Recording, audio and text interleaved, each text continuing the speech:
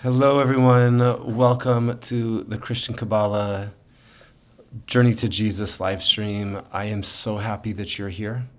I am so happy to be presenting today. As I was going through and preparing, I got more and more excited to be able to share this information. It is a great privilege for me to do so. So, without further ado, we are going to jump right into this week's lesson. So, let's do that. So, as you can see, the energy for this week, or what our concentration should be, is transforming hatred to love. Now, it's not a difficult thing to understand that traditionally doing this was incredibly difficult. However, through the wisdom of Kabbalah, through the tools of Kabbalah, and especially the Zohar, we are going to find specific things that we can do to transform certain relationships that we have from hatred to love. So let's get started.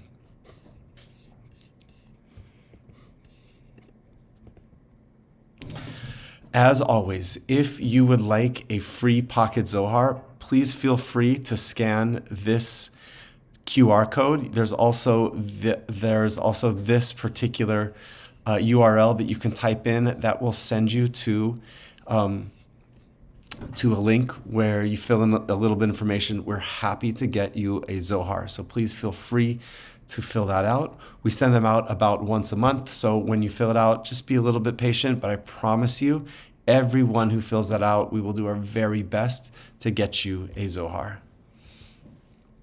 And as always, here is our agenda. We don't really want to spend a whole lot of time. This is not supposed to be a long, extended lecture. We're going to spend a little bit of time talking about the specific consciousness for this week.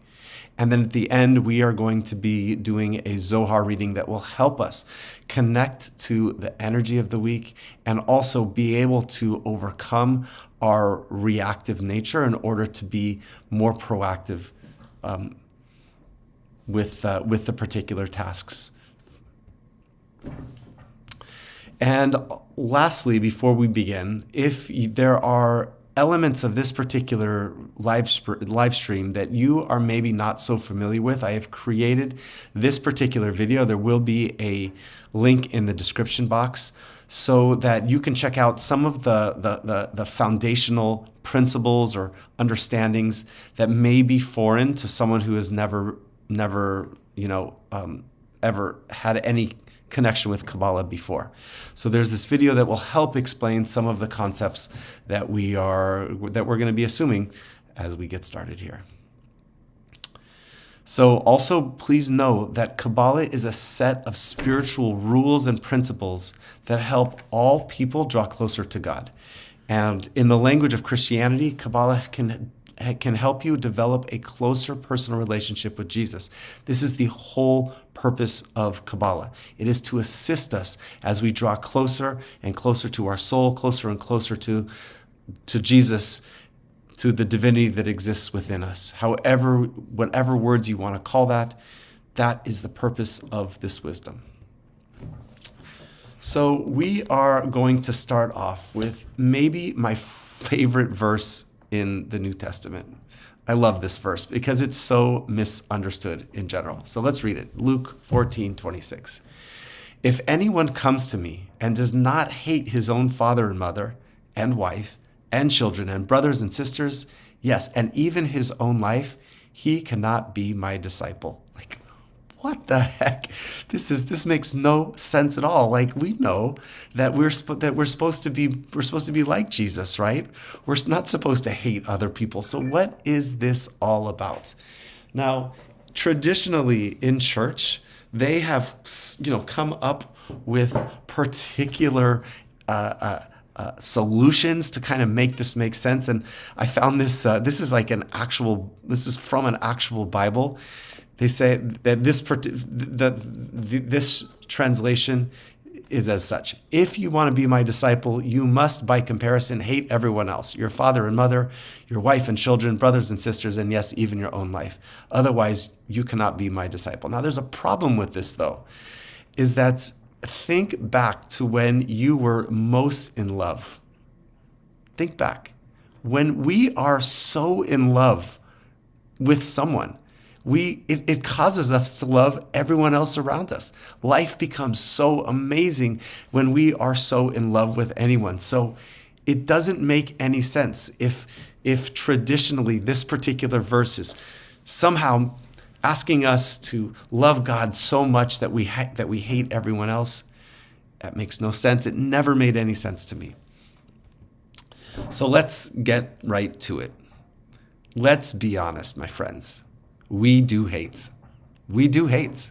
And when we're really honest with ourselves, if we're able to go into ourselves and really truly look at how we feel about our parents, our spouses, our children, our siblings, and our own self, we do hate.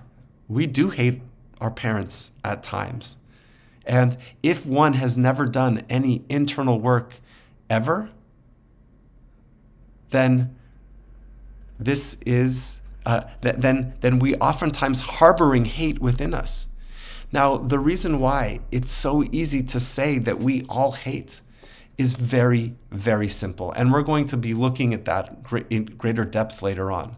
But let's call it out right now.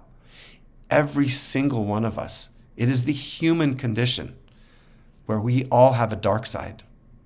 We all have a dark side. We have our soul, and according to Kabbalah, that the other side to this is known as the evil inclination, or the desire to receive for oneself alone. But it doesn't matter. That other part of ourself that everyone carries, according to Christians, right, or Christianity, this is our fleshly desires. It is nothing but evil, and it does hate. It hates the people that we love the most.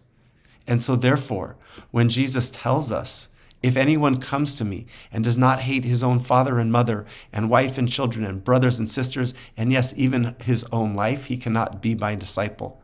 The reason why Jesus is able to say something that is so far-fetched is because if it is a requirement to be a little bit honest with ourselves, to know who we truly are, what we are made of, and only when we can clearly see what exists within each of us, then we can become disciples of Jesus, because that allows us to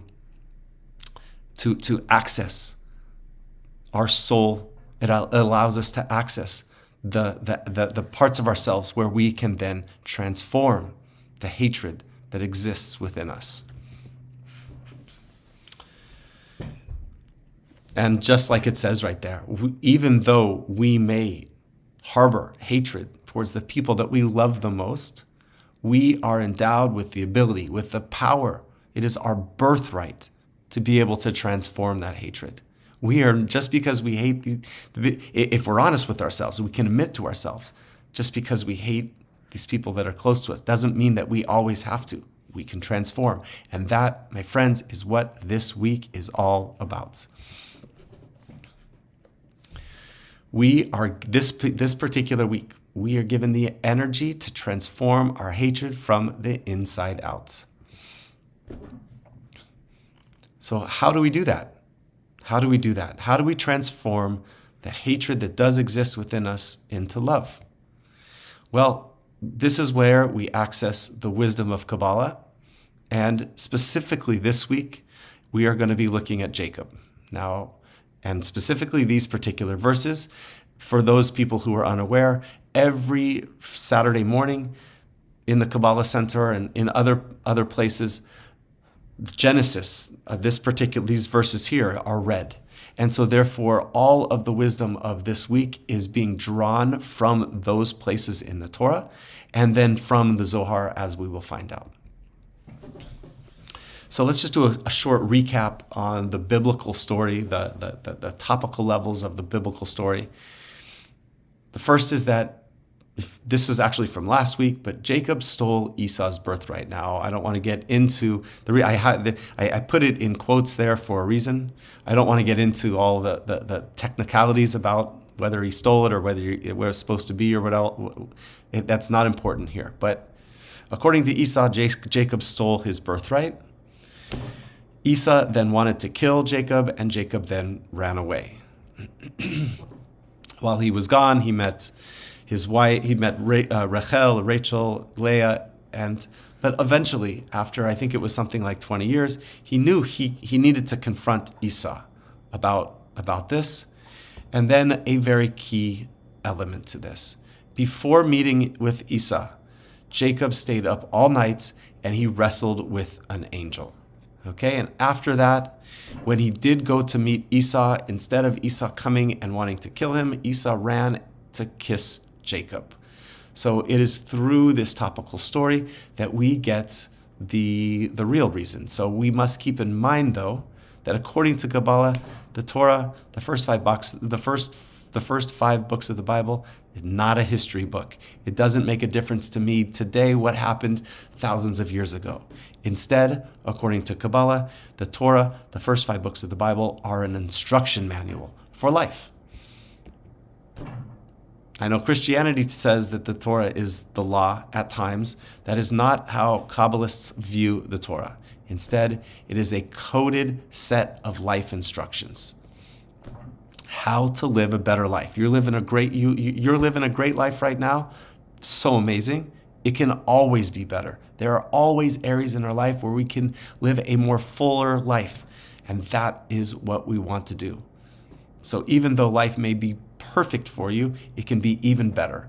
And let's be honest, most of our lives in one way or another are not perfect. There's lots and lots of room for improvement. I can tell you certainly in my own life, which is why I am still practicing this exact wisdom. So what can we learn from Jacob's encounter with Esau according to Kabbalah? So first of all, it is the power of going within.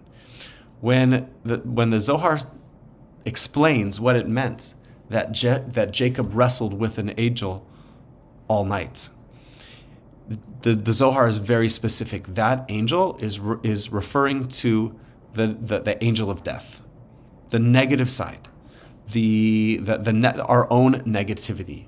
So Jacob went within himself and was wrestling with himself, with his dark nature the entire night. And through this, we can then go, there is a 3-step process for the homework for this week. The first of which, step 1, or no, I take it back. So be brave, go within yourself, and find your hatred, right? There is a saying, right, that if someone needs to be admitted into the hospital, they go to the admission, right? Finding and admitting our negativity is like 50. It's more than half of the work. But we need to be brave. Our negative side will not want you to do this. You may be judging me like crazy. Not you. Your negative side may be judging me like crazy because it does not want you to embark on something like this. But if you have the strength, if you're brave enough to look within yourself and to find it, you have the power to truly transform these relationships. Be aware of your dark side. Your dark side will not want you to do this. So here is our 3-step process. Step number one, go within yourself. Identify someone that you hate, someone that's close to you. Maybe, let's put it this way. Your soul definitely does not hate this person, but your dark side might. Are you harboring feelings of negativity, anger, jealousy, fear, resentment? Find those things. Admit them first to yourself. Your parents, your spouse, your children, like oftentimes it is the people that are closest to us where it is the most difficult to look within and to find how we truly feel. Number 2. So once you have found the hatred, once you've found the negativity within, ask yourself, how did How did you contribute to the situation? How did I contribute to the situation?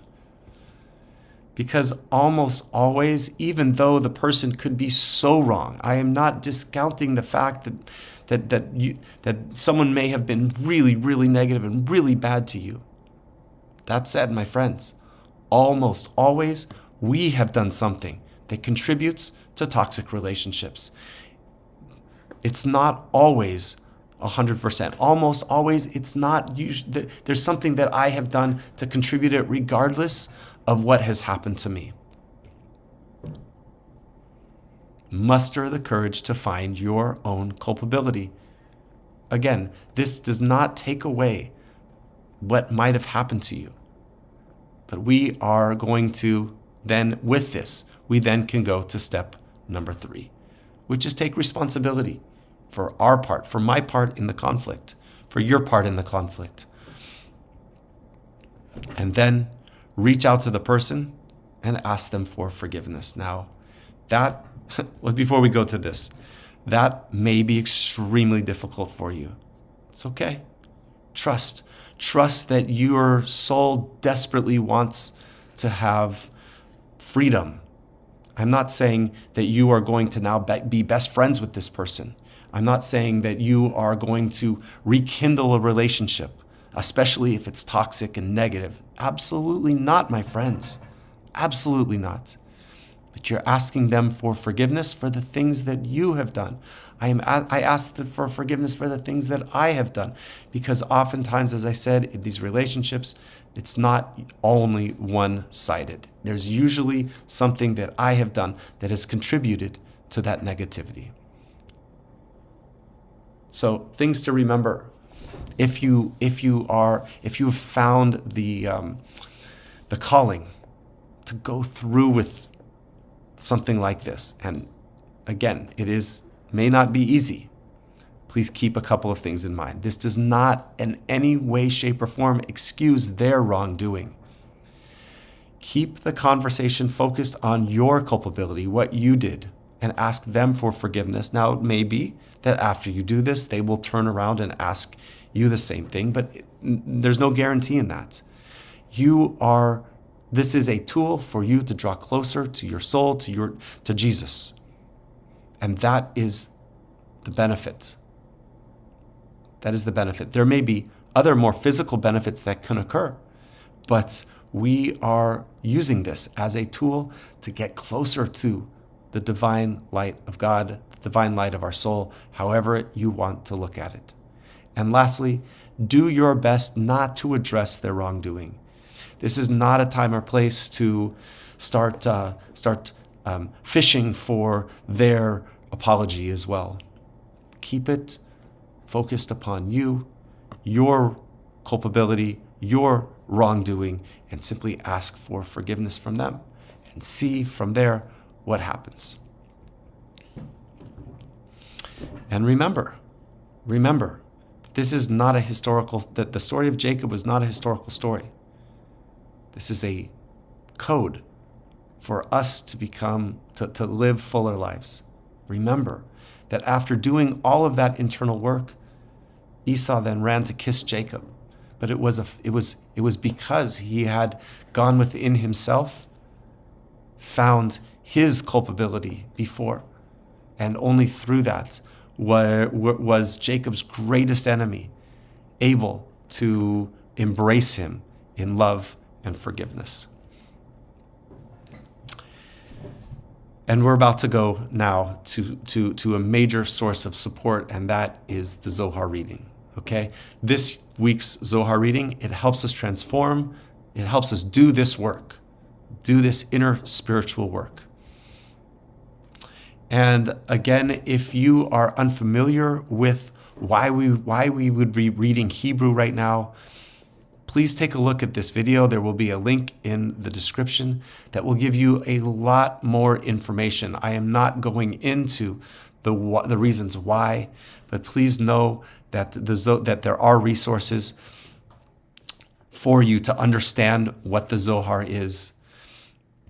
We're simply going to be using it as a tool to help us do this most important work this particular week.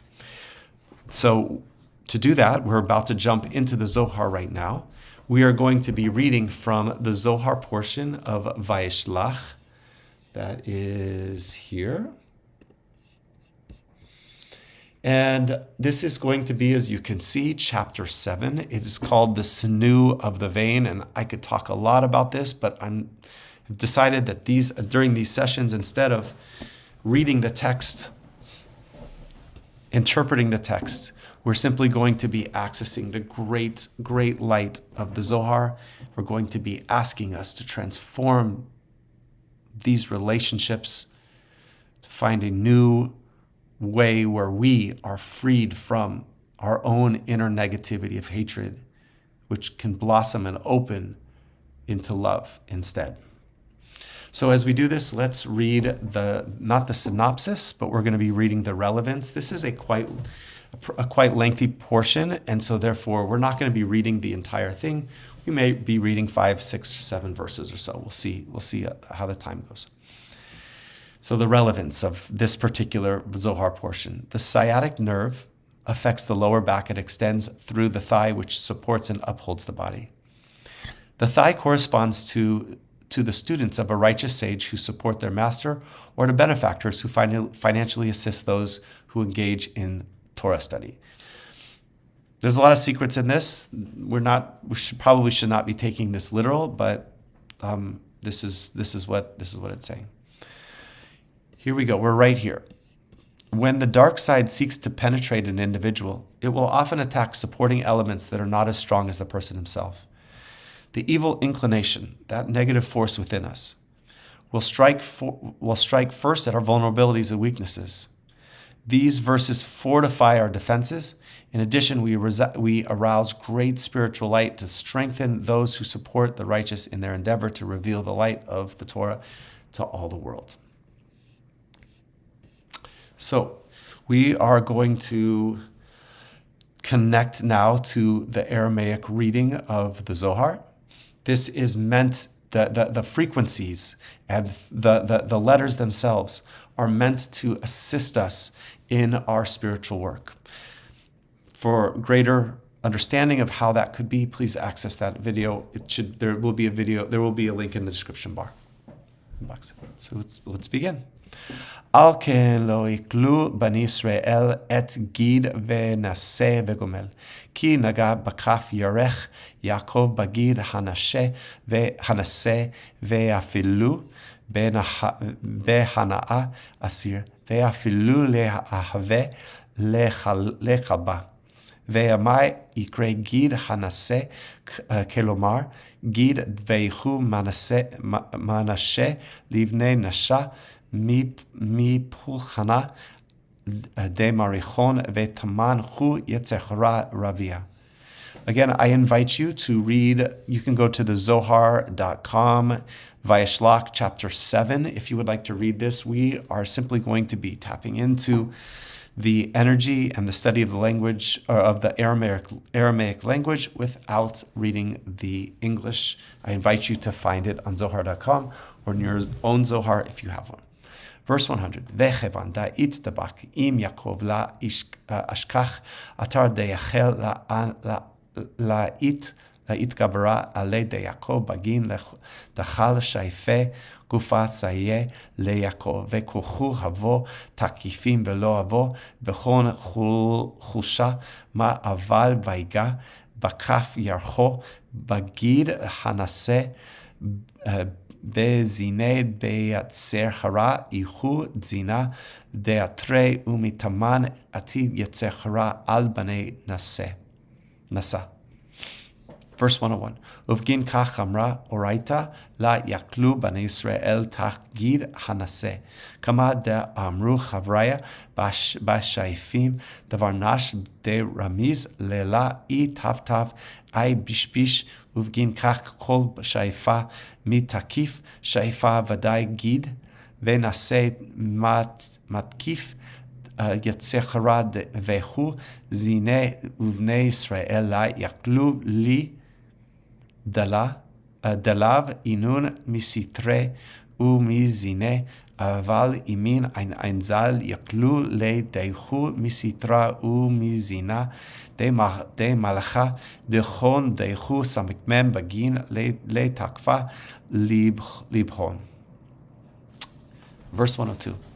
בגין דאית דברנש רש ממחת שאיפים לקבל resh memchet, it corresponds to, you can see 248 right there. Pikudin deoraita dainun le mebad, it yahavu velakavel resh memchet, malachin dait labashan it labashat, bechon shachinta ushma, dechon kishma de marichon. Verse 103. Va'it barnash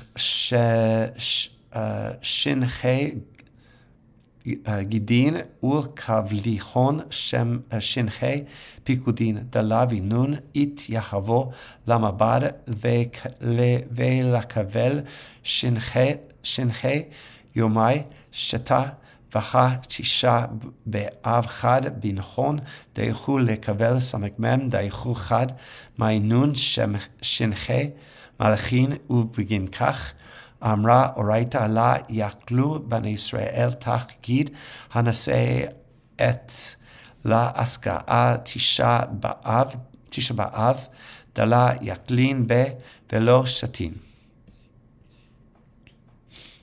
Verse number 104.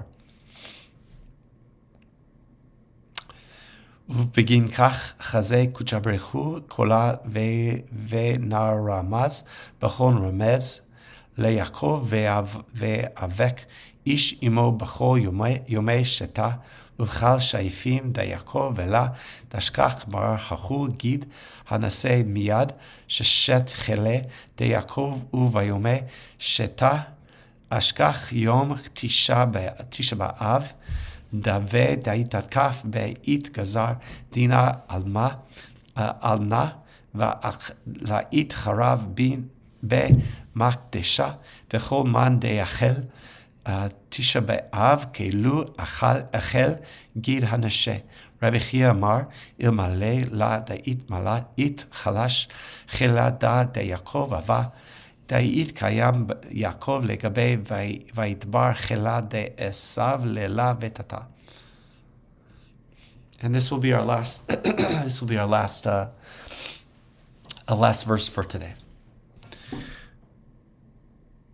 Rabbi Shimon פתח ואמר, כאמרה הקשת אמר יהיה בענן ביום הגשם כן מראה הנגח סביב הוא מראה דמות כבוד שם מערה ויפול על פני וגוב.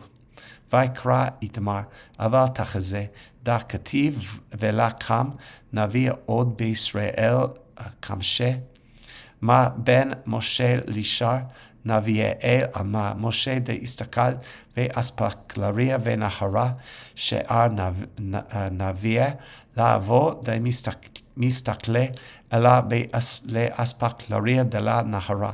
משה עבר שמע וקיים על רגלוי, וחילה דהתקף והווה ידע מילה על בורא. כמה דכתיב ומראה ולא בחידות שאר נביאי חבו נפלה על אנפייכו ואית חלש חילה דכון ולהבו יחלה לקיימה על בורא דמילה מן גרם לון דה בגין דכתיב כי נגע בכף ירך יעקב והוא חוליה על ירחו.